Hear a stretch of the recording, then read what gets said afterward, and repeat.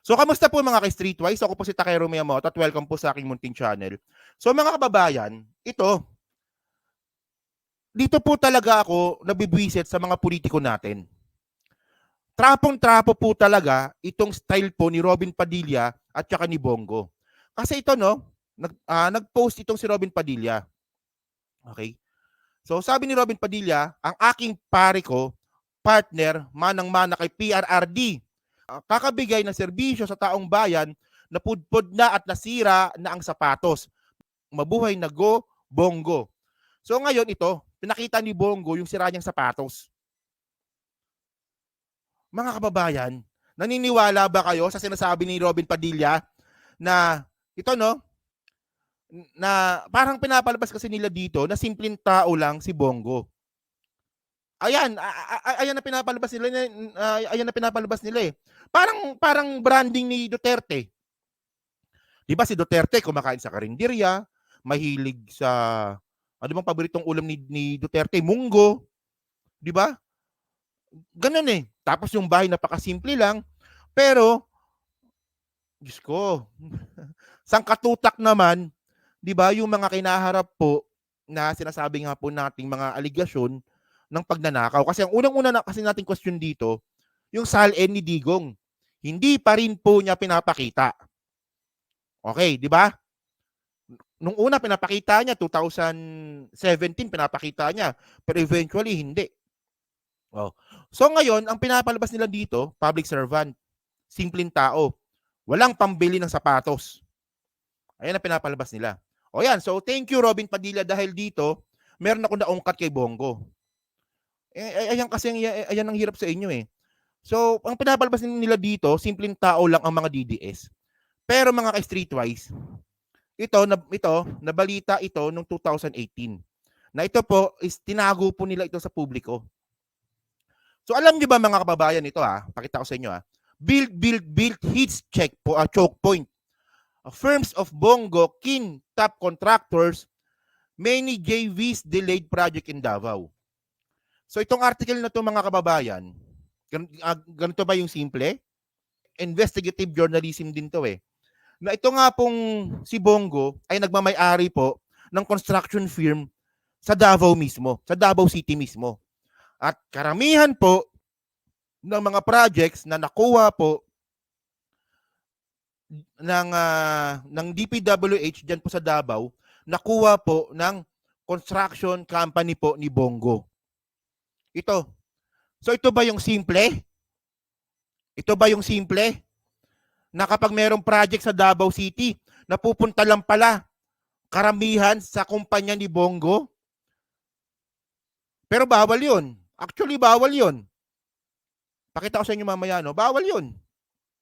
Oh, bawal po pumasok sa procurement ang mga tao na public servant na.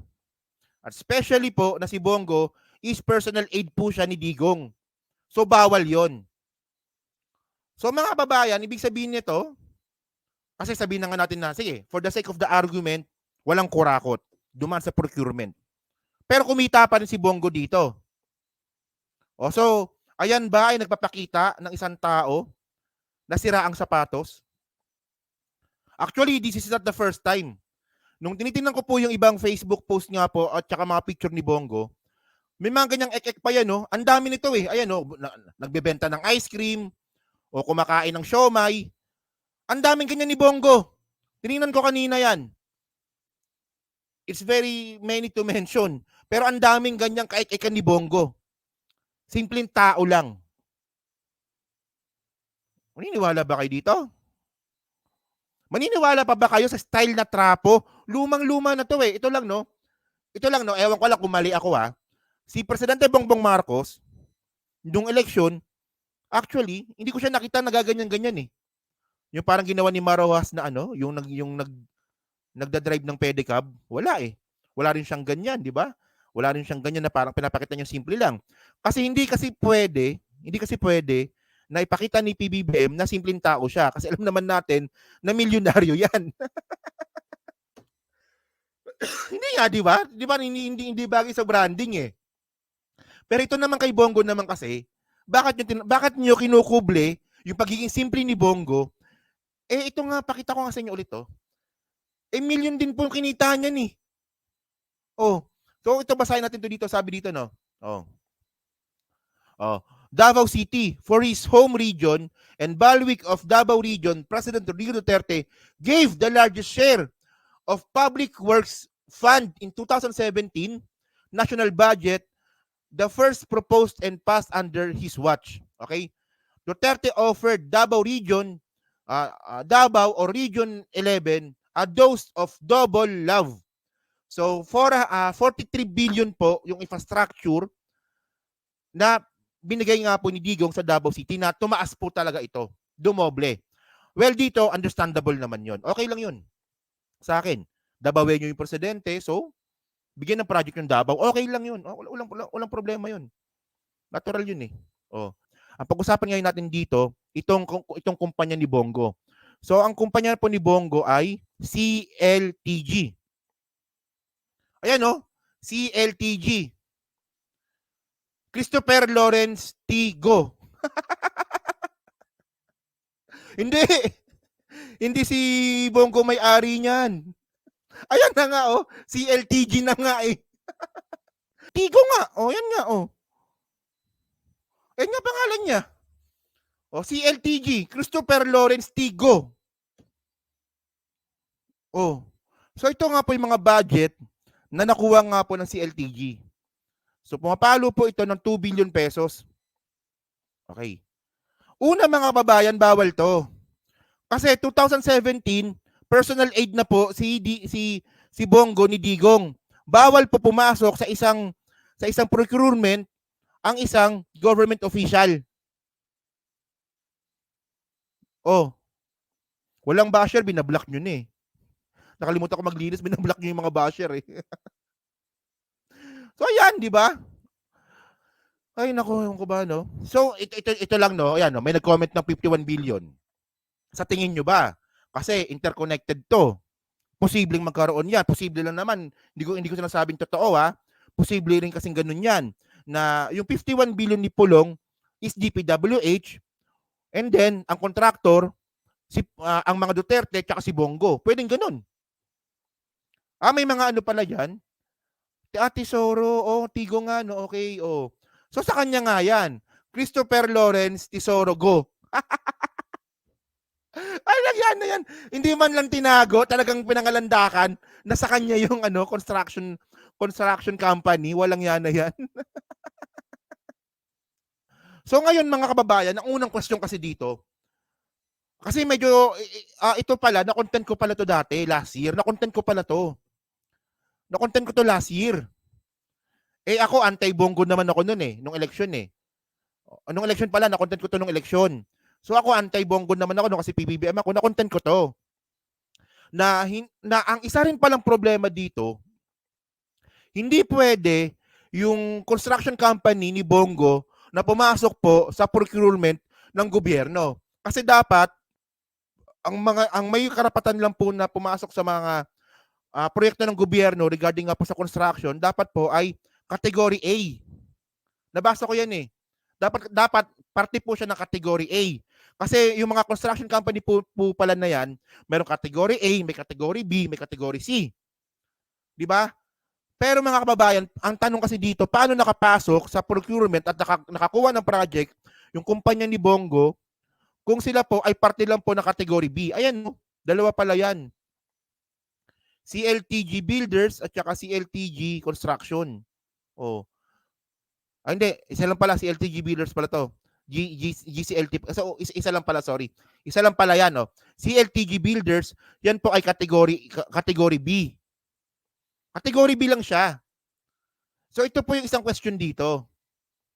Paano nakakuha ng proyekto ang kumpanya ni Bongo sa gobyerno, category B lang sila? Ayan ba simple? Niloloko tayo ng mga to ngayon, syempre yung idol ko na si Trillanes, idol ko na ngayon, no? So sabi ni Trillanes, di ba ito mga kababayan, no? Kung nalaman ko lang talaga to or kung naalala ko lang to, dapat natanong ko na kay Trillanes to nung na-interview ko siya Binulgar na po ito ni Trillanes, 2021, walang nakinig. Okay. Kasama ako doon, walang nakinig.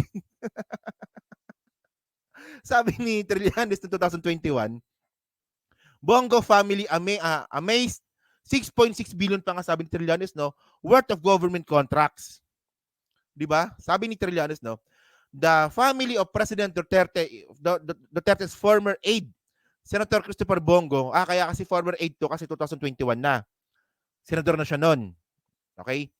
Former aide Bongo enriched himself by as much 6.6 billion in government contracts, 5.1 billion of which were awarded during the first 2 years of the president's term. Former Senator Trillanes said on July 5, no? So sabi pa dito, okay. He quoted, ito sabi nila, ito sabi ni Kuya Inaro, wala dong bawal.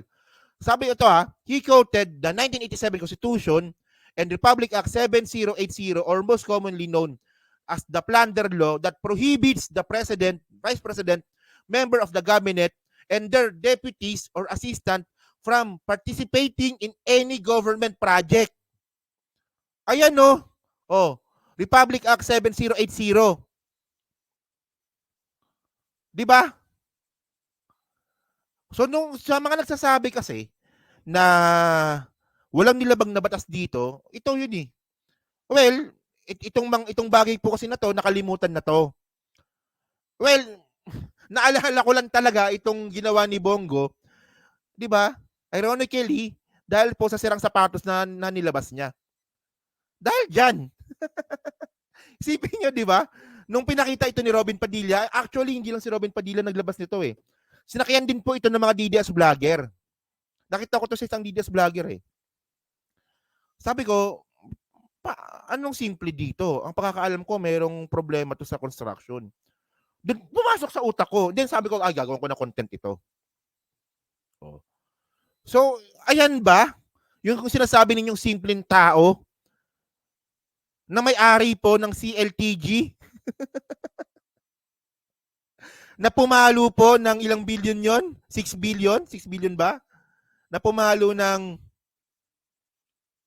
saan na ba yun? Nawala tuloy. 6 billion, 6.6 billion na government contracts na in the first place hindi naman sila pwede kasi sila po ay nasa category B.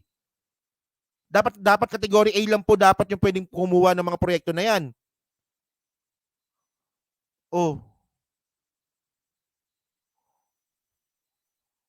Medyo ano lang, no? Medyo nakakatanga naman to.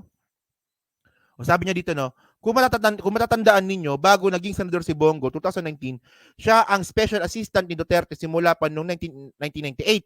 Sa madaling salita, may paglabag sa batas ang mga ginawang pagkaka-award ng mga government contracts sa tatay at kapatid ni Bongo. Ito na nga, di ba? So, plunder. Okay na yan. Nabasa na natin yan. Sa mga kababayan kasi, ito sabi dito, no, Tesoro nga, no, CLTG, the former senator said, stands for Christopher Lawrence Tesoro Go. Walang yan na yan. Pwede namang pangalan mo, pwede, di ba, pangalan ng construction company mo, pwede mo namang pangalan ng Robin Padilla, di ba? Pwede namang RP, di ba? Parang rest in peace, di ba? Pwedeng ganun. Pero talagang CLTG pa talaga. Tapos ang sabi ito, kasi medyo na-content ko na to eh. 'Di ba? Kasi nung naalala ko rin, tinanggi ito ni Bongo na sa kanya daw po 'yan. Sinabi ni Bongo 'yan eh, sa content ko nung nakaraan. Nakaraang 2 years pa ata 'yon. Hindi daw sa kanya 'yan, sa kapatid niya raw 'yan. Well, para lang ilusot yung gusot na 'yan. So tingnan natin, 'di ba? Kung pero ang pinupunta natin dito, maniniwala pa ba kayo sa mga ganyang klaseng mga drama? Sana po maging matured na po tayo. Lumang style na po yung ganyan. Yung kumakain ng nakakamay, 'di ba? Yung kumakain ng siomai, kunwari nagda-drive ng pedicab, nagbebenta ng ice cream, kumakain sa karinderya, lumang style na po 'yan. Sana po maging matured na rin po tayong mga botante sa susunod po na eleksyon na wag na po tayong makuha sa mga ganyang klaseng mga drama. Nakakulambo. Siyempre pa, nakakulambo, 'di ba? Si Digong nakakulambo pag natutulog. So yun mga kababayan, no? So dyan po sa Team Replace, ano masasabi nyo nga po dito sa dramang ek-ek na naman na pinalabas na naman ng kampo po ni Bongo tsaka ni Robin Padilla. At alam naman po natin na isang partido lang yan eh. Robin Padilla, Bongo, PDP laban yan eh. Isang partido lang yan eh. So sila mismo naggagaguhan lang. So kayo ba, dyan po sa Team Replace, maniniwala pa ba kayo sa ganyang klaseng mga drama? At kayo ba naniniwala ba kayo na simpleng tao lang itong mga Duterte kasama na si Bongo? 'Di ba? So yun, so pa-comment lang po sa baba at dyan po sa 872 po nanonood. So hindi pa po nakakapag-like, pa-like na lang po ng video po na to para po makatulong po sa algorithms po ng content po na to. Yan. So, thank you po. Maraming salamat po sa inyong lahat. So